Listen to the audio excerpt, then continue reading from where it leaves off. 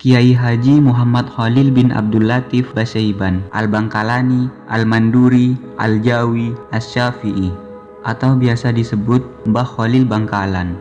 Beliau lahir pada hari Selasa, tanggal 11 Jumadil Akhir 1235 Hijriah atau 27 Januari 1820 Masehi.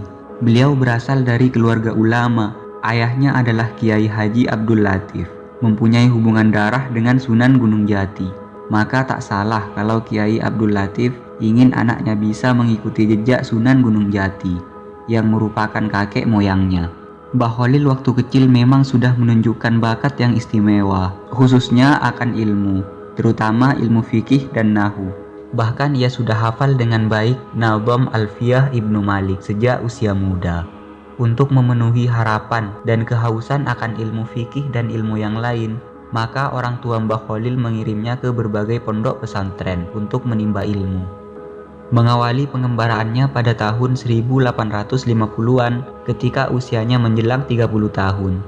Mbah Khalil belajar kepada Kiai Muhammad Nur di Pondok Pesantren Langitan, Tuban, Jawa Timur. Dari Langitan beliau pindah ke Pondok Pesantren Cangaan, Bangil, Pasuruan. Kemudian beliau pindah ke Pondok Pesantren Kebon Candi. Selama di pondok pesantren ini, beliau belajar kepada Kiai Nur Hasan yang menetap di Sidogiri, 7 km dari Kebon Candi.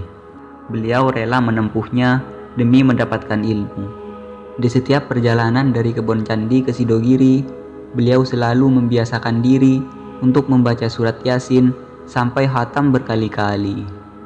Mbah Khalil adalah seorang pribadi yang mandiri. Sebenarnya beliau bisa saja menginap di Sidogiri selama belajar kepada Kiai Nur Hasan. Tetapi beliau memilih untuk hidup mandiri di Kebon Candi dengan bekerja sambilan sebagai buruh batik. Meskipun dari segi ekonomi, beliau sebenarnya berasal dari keluarga yang cukup mampu, tapi beliau tidak mau merepotkan orang tuanya. Sikap mandiri Mbah Khalil waktu muda juga nampak ketika beliau ingin belajar ke Mekah. Pada saat itu, belajar ke Mekah adalah keinginan semua santri. Untuk mewujudkan keinginannya, Mbah Khalil tidak menyatakan niatnya tersebut kepada orang tuanya, apalagi meminta ongkos ke orang tuanya. Beliau memutar otak untuk mencari jalan keluar. Akhirnya, beliau memutuskan untuk pergi ke sebuah pesantren di Banyuwangi.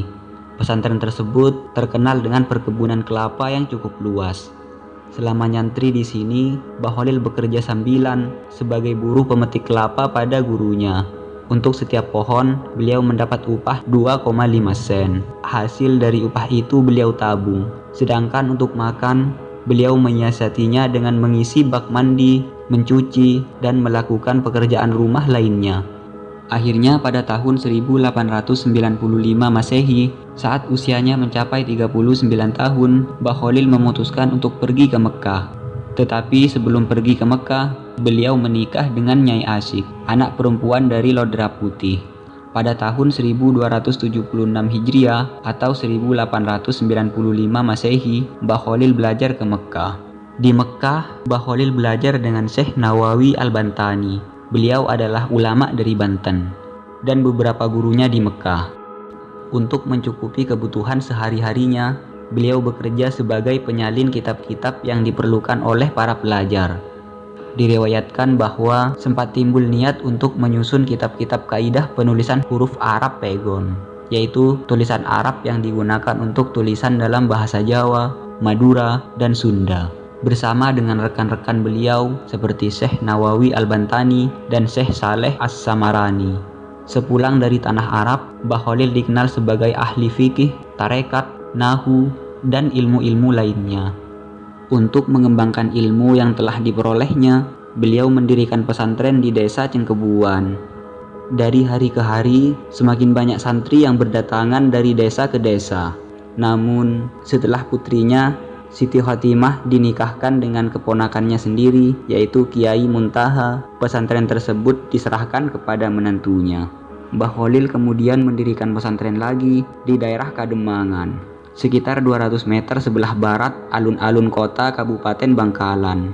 Di pesantren baru, Mbah Khalil juga cepat memperoleh santri baru. Tidak hanya dari daerah sekitar, tapi juga berasal dari Pulau Jawa. Santri pertama yang datang dari Pulau Jawa adalah Kiai Haji Hasyim Asy'ari.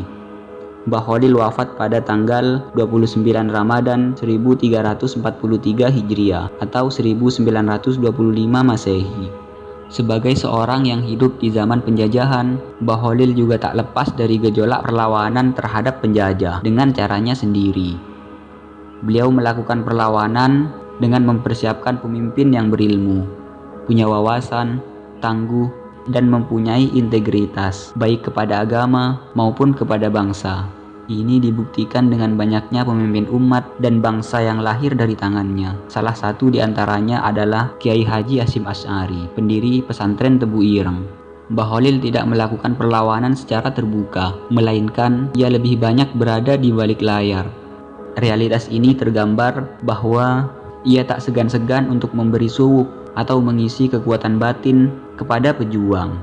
Mbah Khalil pun tidak keberatan pesantrennya dijadikan tempat persembunyian. Mbah Khalil sendiri pernah ditahan oleh penjajah Belanda karena dituduh melindungi beberapa orang yang terlibat melawan Belanda di pondok pesantrennya. Beberapa tokoh ulama maupun tokoh-tokoh kebangsaan yang terlibat memperjuangkan kemerdekaan Indonesia tidak sedikit yang pernah mendapat pendidikan dari Mbah Khalil. Di antara sekian banyak murid Mbah Khalil, yang cukup menonjol dalam sejarah perkembangan agama Islam dan bangsa Indonesia adalah Kiai Haji Hasyim Asy'ari, pendiri Pondok Pesantren Tebu Ireng Jombang dan pengasas Nahdlatul Ulama.